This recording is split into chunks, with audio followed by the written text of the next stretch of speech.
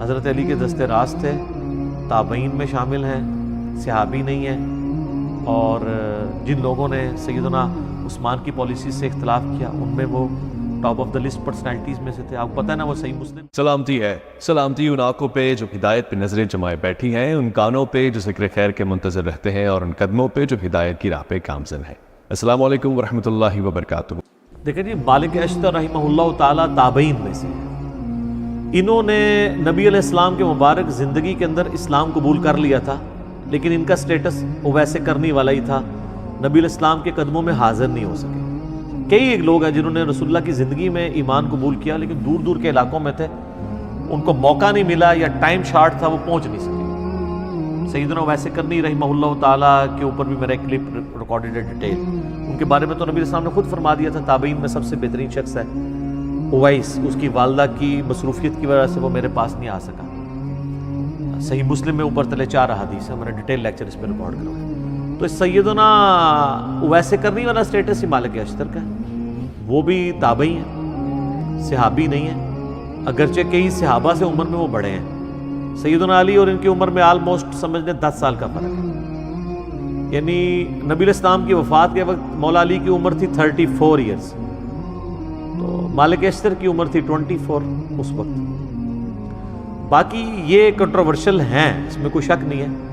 سر جتنے بڑے بندے ہیں نا تاریخ میں، وہ ہمیشہ کنٹروورشل رہے ہیں، کیونکہ بڑے بندے جب ہوتے ہیں تو ان کی دشمنیاں اور دوستیاں بھی بڑے لیول کی ہوتی ہیں، تو ان کے حاسدین بھی بڑے لیول کے ہوتے ہیں۔ سب سے بڑی پرسنالٹی ہمارے نبی علیہ السلام کی ہے، تو انسانی تاریخ میں کیا نبی علیہ السلام کنٹروورشل پرسنالٹی نہیں ہے؟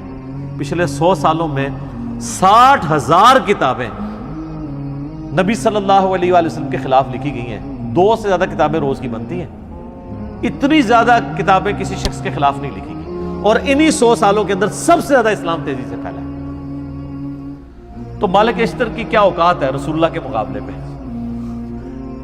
تو اس طرح یہ کنٹروورشل بن جاتی ہے۔ باقی یہ کہنا کہ وہ قاتلین عثمان میں شامل تھے، بالکل ایسا نہیں ہے۔ قاتلین عثمان کی اگر کسی کے پاس کوئی سی سی ٹی وی کیمرے کی ویڈیو پڑی ہوئی ہے تو ہمیں بتائیں، اس کو پوائنٹ آؤٹ کر دیں ہم۔ ہاں، سیدنا عثمان کی پالیسی سے اختلاف کرنے والوں میں شامل تھے، وہ بالکل ٹھیک ہے۔ تو سر اس میں تو ٹاپ آف دا لسٹ خود ام عائشہ شامل تھی سلام اللہ علیہا، جو سیدنا عثمان کی پالیسی سے اختلاف کرتی تھی۔ کئی اصحاب بدر شامل تھے۔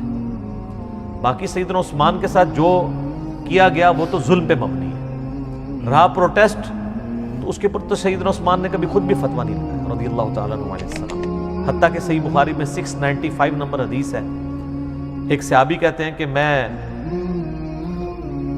سیدنا عثمان جب محصور تھے اپنے گھر کے اندر، مسجد نبی کے اوپر بلوائیوں کا قبضہ تھا، بلوا کرنے والے، موب، یہ لفظ زبر کے ساتھ، یہ بلوائی نہیں ہے کہ بلائے ہوئے، یہ بلوائی ہے۔ بلوائی کہتے ہیں موب کو، جس کو کہتے ہیں وہ اردو میں کیا کہیں گے جی؟ دھرنا۔ پاکستانی دھرنے کا لفظ نہیں کدھر نکلتا، ٹھیک ہے؟ یہ بلوائی تھے، یعنی احتجاج کرنے والے لوگ، ٹھیک ہے نا، مجمع۔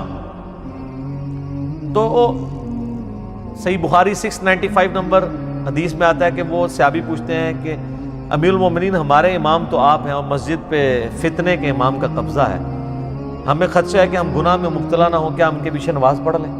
تو سیدنا عثمان نے فرمایا رضی اللہ تعالیٰ عنہ علیہ السلام کہ نماز ہی تو مسلمانوں میں ایک نیکی کا کام ہے، نیکی کاموں میں ان کا ساتھ دو، برائی میں ان سے الگ رہو۔ یہ اس بات کا ثبوت ہے کہ سیدنا عثمان کو یہ پتہ تھا کہ مسجد نبوی پہ جو لوگ امامت کر رہے ہیں وہ منافق نہیں ہیں، وہ کافر نہیں ہیں، وہ یہودی ایجنٹ نہیں ہیں، بلکہ وہ لوگ ہیں جن کو سیدنا عثمان کی پالیسی سے اختلاف ہے، اور وہ اختلاف بھی ان کا حق تھا جو سیدنا عثمان نے ان کو دیا، کیونکہ سیدنا عثمان ملوکیت میں نہیں تھے، خلافت میں تھے۔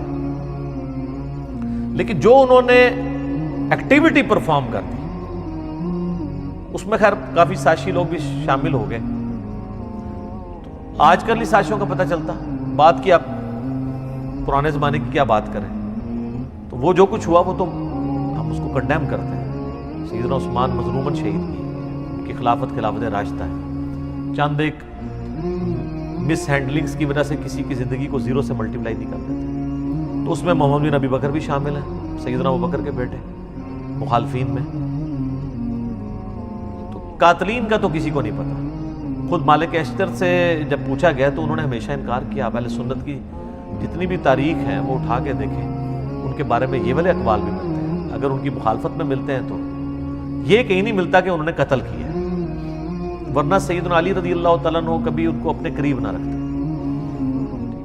اور آخری وقت تک، موت تک وہ سیدنا علی کے ساتھیوں میں شامل رہے۔ سیدنا علی سے پہلے وہ شہید ہوئے ہیں، ان کو عمرو بن عاص رضی اللہ تعالیٰ عنہ نے زہر دے کے قتل کروایا تھا، کیونکہ محمد بن ابی بکر سے مصر کی جو حکومت ہے سنبھالی نہیں جا رہی تھی، تو سیدنا علی نے کہا کہ تم واپس آ جاؤ، میں مالک اشتر کو بھیج رہا ہوں، کیونکہ وہ بہت دلیر آدمی تھے، جنگ صفین میں، جمل میں ان کی بہت بڑی کنٹریبیوشنز ہیں، سمجھ لیں ناقابل شکست کمانڈر تھے حضرت علی کے۔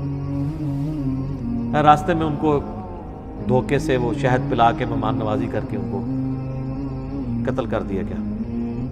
شیعہ کے ہاں یہ بہت رسپیکٹیبل پرسنالٹی ہیں، شیعہ نے ان کے اوپر باقاعدہ ایران والوں نے فلم بنائی ہوئی ہے مالک اشتر کے اوپر، ان کی زندگی فلم آئی ہے، وہ آپ دیکھ سکتے ہیں۔ تو ہمارے ہاں تو یہ ہے کہ اہل سنت کے ہاں یہ ملتا ہے کہ حضرت علی کے دستے راست تھے، تابعین میں شامل ہیں، صحابی نہیں ہیں، اور جن لوگوں نے سیدنا عثمان کی پالیسی سے اختلاف کیا ان میں وہ top of the list personalities میں سے تھے۔ آپ کو پتہ ہے نا، وہ صحیح مسلم میں آتا ہے کہ حضرت عثمان کا منہ بولا تو نہیں کہنا چاہیے، وہ ستیلا بھائی تھا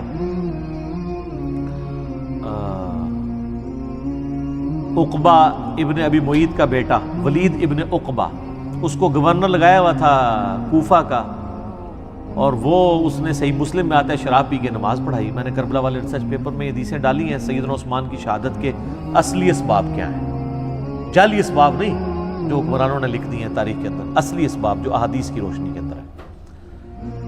تو اس نے نماز پڑھائی اور بعد میں پوچھتا ہے کہ جی میں نے کتنی 2 پڑھائی ہیں 4 پڑھائی ہیں، لوگوں نے کہا تو نے تو مطلب نماز ہی غلط پڑھائی ہے، وہ کہتا ہے میں پھر پڑھا دینا۔ پھر وہ شکایت پہنچی، بخاری میں بھی حضرت عثمان کے چیپٹر میں اس کا کچھ حصہ موجود ہے۔ حضرت عثمان نے کہا میں سن رہا ہوں کہ لوگ کہہ رہے ہیں کہ یہ رشتہ داری کا خیال رکھ رہے ہیں تو میں اس کو سزا دوں گا۔ تو مسلم شریف میں ذرا ڈیٹیل ہے کہ سزا دلوائی اس کو کوڑوں کی۔ اب حضرت عمر نے وہ کوڑے 80 کر لیے تھے جب شراب لوگ زیادہ پینا شروع ہو گئے تھے، کیونکہ وسعت ہو گئی تھی، وظیفے لگے ہوئے تھے، تو شراب کا معاملہ بڑھ گیا۔ حضرت ابوبکر صدیق رضی اللہ تعالیٰ عنہ کے دور میں 40 کوڑے شرابی کو لگائے گئے۔ آپ اس مسلم شریف میں حدیث ہے، سیدنا علی جو ہے وہ اپنے بیٹے حسن ابن علی سے کہتے ہیں کہ اٹھو اسے کوڑے لگاؤ، تو وہ کہتے ہیں کہ جو ان کی میٹھی کھاتا ہے وہی ان کی کڑوی چکھے، ایسے حکمران ہم پہ مسلط کرتا ہے تو ہم کیوں اس کو ماریں، بنو ہاشم سے یہ لوگ دشمنی کریں گے۔ حضرت حسن اپنے باپ کی بات بھی نہیں مانتے۔ اب یہ بڑا گہرا جملہ ہے، وہ آپ شہادت عثمان کے اصلی اسباب میرا کلپ بھی یوٹیوب پہ دیکھ لیں۔ خیر پھر ایک اور ساتھی کو سیدنا علی کہتے ہیں، تو 40 جب کوڑے ہوتے ہیں تو حضرت علی کہتے ہیں بس، حضرت عمر 80 لگواتے تھے، مجھے دونوں بہتر لگتے ہیں لیکن 40 زیادہ بہتر ہے۔ 40 کوڑے بھی حضرت علی نے معاف کر دیے ان کو۔ تو مالک اشتر جو ہیں وہ ایک بڑی اس اعتبار سے پرسنالٹی مانے جاتے ہیں۔ مولانا مودودی رحمہ اللہ نے خلافت و ملوکیت کے اندر سیدنا علی کا صحیح دفاع کیا جیسا کرنا چاہیے۔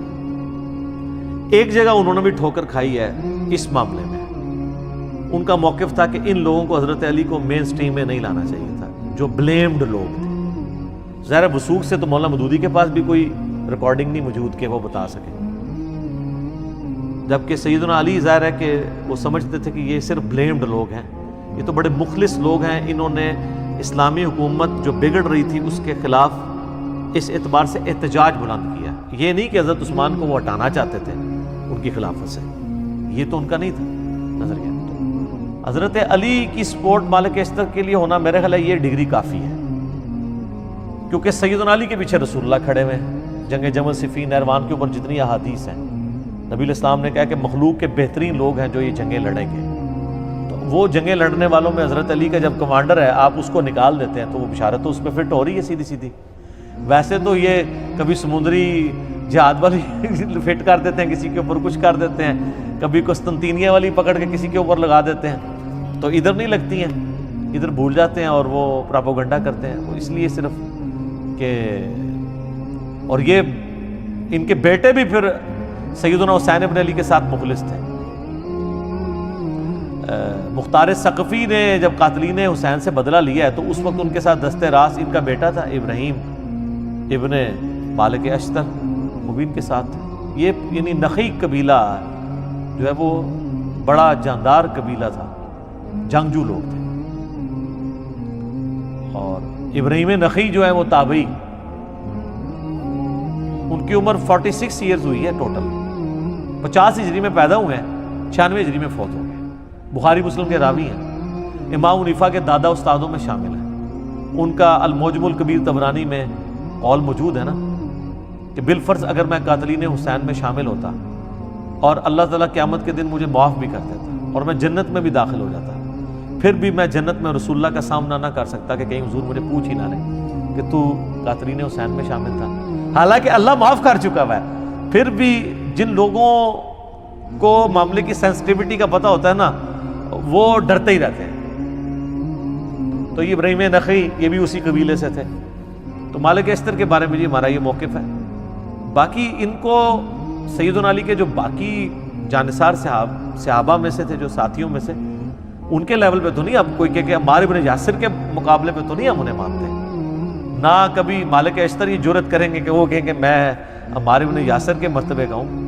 وہ تو ظاہر ہے رسول اللہ کی صحبت یافتہ تھے، ان کے ساتھ ہم کمپیئر نہیں کر رہے، ہم باقی لوگوں کے ساتھ کمپیئر کر کے ان کی ایک بہادری کو اور حضرت علی کے ساتھ جو ان کی مخلص ساتھی کے طور پہ رہے ہیں، ہم ان کی ریگارڈ کرتے ہیں، دل سے عزت کرتے ہیں۔ باقی ان کے بارے میں جتنے جھوٹے ملے ہیں تو وہ سر تاریخ میں آپ کو اس طرح کی پرسنالٹیز کے بارے میں آپ کو کیا کیا باتیں نہیں ملتی ہیں، جب اس کو ڈیپ ڈک کیا جائے تو کیا سے کیا باتیں بن جاتی ہیں۔ صرف اس طرح کے دعووں کے اوپر کسی کے اوپر کوئی فتویٰ نہیں لگا دینا چاہیے۔ ٹھیک ہوگا جی؟